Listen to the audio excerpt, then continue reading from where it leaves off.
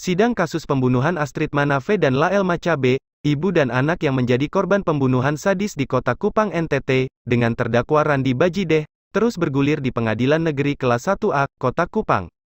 Saat ini, persidangan kasus yang menyita perhatian hampir seluruh masyarakat Indonesia ini telah memasuki agenda penuntutan. Penuntutan ini sedianya dilaksanakan pada Rabu tanggal 13 Juli lalu tetapi ditunda ke Senin, tanggal 18 Juli tahun 2022, karena JPU masih menyiapkan materi penuntutan. Menjelang penuntutan, keluarga dan masyarakat peduli keadilan di NTT, menanti dengan penuh penasaran dan penuh was-was, khawatir kalau terdakwa tidak dituntut maksimal. Berbagai spekulasi, pertanyaan sekaligus dukungan untuk JPU agar Randi dituntut hukuman maksimal atau dihukum mati, terus bergulir di media sosial. Dukungan yang sama, juga diarahkan untuk majelis hakim agar dapat menghukum mati Randi. Menanggapi berbagai spekulasi yang berseliweran di media sosial, kemudian muncul pertanyaan. Mengapa Randi dihukum mati? Pantaskah Randi dihukum mati? Kalau mengacu pada pandangan masyarakat yang awam hukum, maka jawabannya sederhana saja, Randi pantas untuk dihukum mati. Dan hukuman mati untuk Randi ini diharapkan dapat memberi efek jera bagi manusia lain di NTT, bahkan Indonesia. Alasan berikutnya, mengapa Randi pantas dihukum mati ialah, karena perbuatannya memenuhi unsur pembunuhan berencana, dan undang-undang atau hukum positif kita memungkinkan untuk menghukum mati Randi. Apa saja unsur-unsur perencanaan atau pembunuhan berencana terhadap Astrid dan Lael? Sekali lagi, dari kacamata awam, unsur perencanaan pertama telah dimulai ketika Randi menjemput Astrid dan Lael, hingga kedua korban terbunuh. Jadi, ketika kedua korban dibunuh, itu menunjukkan bahwa sebelum Randi menjemput kedua korban, Randi sudah merencanakan pembunuhan itu. Perencanaan bisa dilakukan oleh Randi sendiri, bisa juga melibatkan banyak orang. Dalam kasus Astrid dan Lael, sepertinya sangat diragukan kalau hanya dilakukan oleh Randi seorang diri. Unsur berikutnya ialah, ketika kedua korban sudah dibunuh lalu pelaku mendiamkannya, tanpa melaporkan perbuatannya ke pihak berwajib, tetapi menguburkan kedua korban secara diam-diam di tengah hutan, menunjukkan bahwa pelaku sengaja menghilangkan jejak kejahatannya. Jadi, dari rentetan peristiwa itu, telah menunjukkan bahwa jauh waktu sebelumnya, Randi atau para pelaku yang diduga ikut terlibat, telah merencanakan pembunuhan sadis ini. Kedua, dari dua korban terdapat Lael, darah daging Randi sendiri, bayi tak berdosa yang belum tahu apa-apa tentang masalah yang terjadi di antara Astrid sebagai ibunya dan Randi sebagai ayahnya, atau yang terjadi antara Astrid dan Ira, istri dari ayahnya, yang disebut-sebut menjadi penyebab terbunuhnya Lael dan ibunya. Pada saat peristiwa pembunuhan sadis itu, usia Lael baru 10 bulan. Pada usia seperti itu, jelas ia belum mengerti dan belum bisa berbuat apa-apa dalam menghadapi kebuasan dari ayah kandungnya atau orang-orang yang terlibat dalam pembunuhan itu.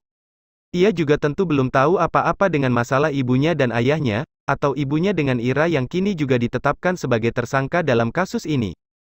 Dengan begitu, maka pembunuhan terhadap Lael merupakan perbuatan yang paling keji, sekaligus menggambarkan kekejaman yang luar biasa dari para pelaku. Kita bisa membayangkan bagaimana keadaan di lokasi kejadian waktu Lael dibunuh. Sudah pasti dia tak dapat menunjukkan ekspresi perlawanan, bahkan sekadar mengucapkan kata-kata ampun. Bisa saja, sesaat menjelang maut menjemput ajalnya, Lael merasa biasa-biasa saja, seolah-olah semuanya sedang baik-baik saja, atau bisa jadi saat dibunuh, Lael sedang dalam keadaan tertidur lelap dalam pangkuan sang ibu, sehingga sampai ia meninggal pun tidak tahu, apa yang telah terjadi pada dirinya dan ibunya. Atau mungkin saja saat itu, ia dalam keadaan sadar dan sedang tersenyum kepada para pembunuh yang sangat kejam itu. Semua itu bisa saja terjadi, sebab, ia belum mengetahui apa-apa tentang apa yang dihadapinya saat itu. Berbagai spekulasi ini, sebetulnya tengah menggambarkan betapa pembunuhan terhadap Lael dan ibunya itu sadis, sekaligus menggambarkan betapa para pelaku itu sangat tidak manusiawi. Alasan lain yang membuat Randi pantas dihukum mati ialah, karena saat kasus ini ditangani Polda NTT, terjadi begitu banyak kejanggalan dan dugaan-dugaan kebohongan yang dilakukan terdakwa yang juga melibatkan para penyidik kepolisian. Berbagai kejanggalan ini berimbas pada rusaknya marwah institusi Polri bahkan negara secara kelembagaan. Berbagai kejanggalan ini membuat masyarakat kehilangan kepercayaan terhadap institusi kepolisian. Demo berjilid-jilid yang dilakukan masyarakat peduli keadilan merupakan protes terhadap kinerja kepolisian, yang diduga sedang berupaya melindungi pelaku kejahatan luar biasa ini.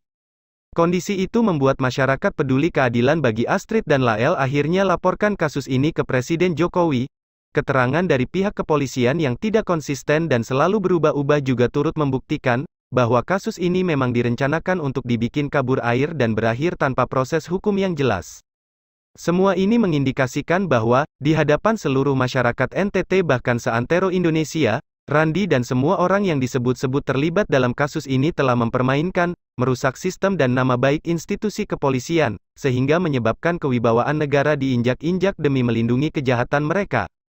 Jadi, kejahatan yang dilakukan Randi di sini, tak hanya pembunuhan berencana terhadap Astrid dan Lael tetapi juga mempermainkan hukum dan institusi kepolisian, sehingga menyebabkan institusi kepolisian kehilangan wibawa dan kepercayaan, serta menjadi buruk di mata masyarakat.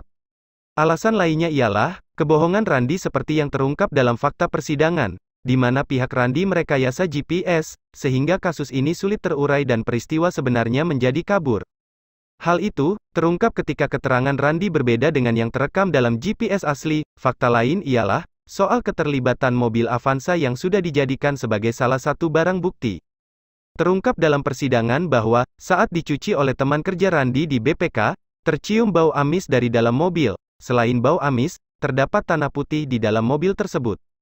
Tetapi hingga saat ini, belum terungkap, siapa yang mengemudi dan siapa saja yang ada di dalam mobil Avanza saat itu, dan apa peran mobil Avanza tersebut dalam kasus ini. Sebab, Randi dan korban menggunakan mobil Rush. Fakta lain ialah, soal mobil Rush yang tiba-tiba bergerak atau berjalan saat diparkir di BPK dan Randi sedang menggali kubur di Penkase.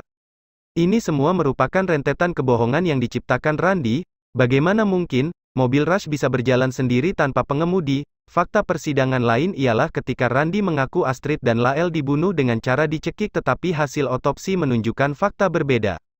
Di mana, ada keretakan pada kepala Lael, ada bekas bekapan di mulut dan hidung dan tidak ada bekas cekikan, demikian pun terkait luka-luka memar di sekujur tubuh Astrid. Di mana Randi mengaku tidak tahu, disebabkan oleh apa, sebab ia sendiri mengatakan, ia hanya mencekik Astrid, tidak membekap dan tanpa kekerasan yang lainnya. Sementara, fakta menunjukkan bahwa terdapat bekas kekerasan pada sekujur tubuh Astrid termasuk bekas bekapan. Dari keterangan Randi ini, jelas sekali dia telah melakukan pembohongan publik. Karena itu, patut diduga semua rangkaian peristiwa berdasarkan pengakuan Randi dalam kasus ini, tidak ada yang benar atau sudah dimanipulasi, maka patut pula diduga, bahwa tempus dan locus delicti dalam kasus ini, bukan terjadi pada waktu dan tempat sebagaimana pengakuan Randi, yakni sekitar pukul 8 sampai pukul 10 WITA di Hollywood, melainkan terjadi pada waktu dan tempat yang lain. Jadi, dari berbagai fakta yang terungkap dalam kasus ini, maka pantas bagi Randi Bajideh untuk dituntut dan dihukum semaksimal mungkin atau dihukum mati. Hukuman maksimal untuk Randi, diterapkan demi rasa keadilan bagi kedua korban yang telah diperlakukan secara tidak manusiawi. Hukuman berat terhadap Randi, juga dapat menjadi awasan, atau efek jera bagi semua orang yang suka bermain hakim sendiri. Semoga, JPU dan Majelis Hakim dapat memperhatikan hal ini, dan Astrid dan Lael bisa tenang di surga.